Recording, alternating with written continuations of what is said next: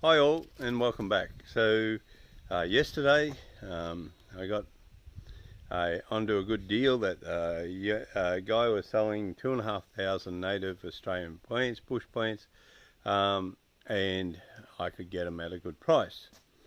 The only thing is, and by a good price I mean about $1.20 each in seedlings. So I thought I had really no way of transporting them. I only have my 8x5 trailer here, and my ute, and as you can see my ute is generally with the canopy on, it's pretty full most of the times. I got a fridge and all that and a shelf in there, and I can put stuff in there, and I got some empty trays in there which I took down with me, and it just came back. So what to do? So what I ended up doing was I ended up making a shelf unit for the back of the trailer. So I got 3 tiers of shelves, and as you can see all the plants are on it, and it's pretty well fully loaded with all the plants. And I made these up so that we could slide them out, roll them out, and load it easy. And as you can see I put rollers on them. These little rollers I went to Bunnings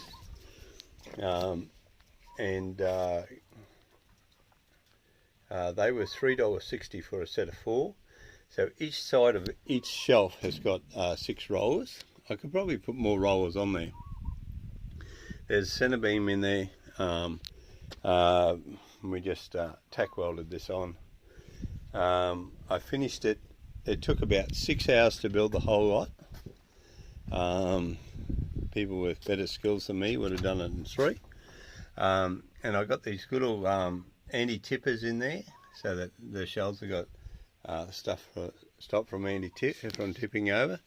And all you do is you just slide them out, so you can slide it right out and each shelf, and load the shelf to, you slide out to where the anti-tipper is, and then you can load it all on, and then you just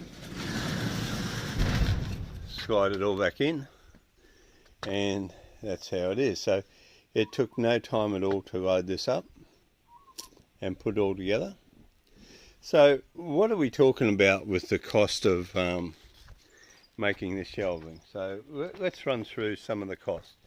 The time, it took about 6 hours. I had my MIG welder. I left my MIG lead at work in here about 40 kilometres away, so I wasn't going to go and get that yesterday. So I had a little tiny 110 amp stick welder here, and I had a packet of rods that went through a bit of water, so they were all the flux has all been wet. So alright, so that's what we made it with, and these here are screwed on. So what's it cost? So all the steel in this cost me, and everything cost me about $360.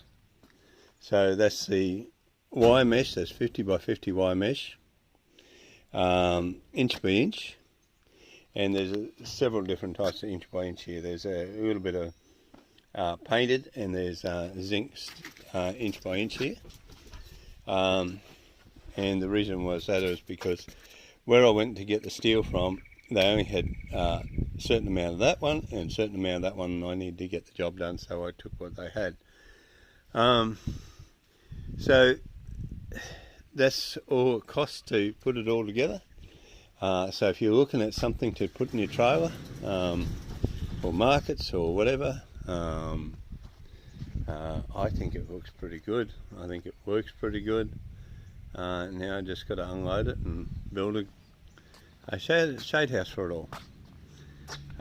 So hope that might help some of you what to do with your trailers. If you're wondering, the whole frame and everything is only bolted to the canopy. The canopy comes up off the top here, so the canopy just sits down in the top here, and it's only these bolts here that lock the canopy in. there's no bolts on the back, and there's a reason there's no bolt, because when you screw these in on the back you can't close the door, so there's no bolts on the back, so you only need bolts on the front anyhow.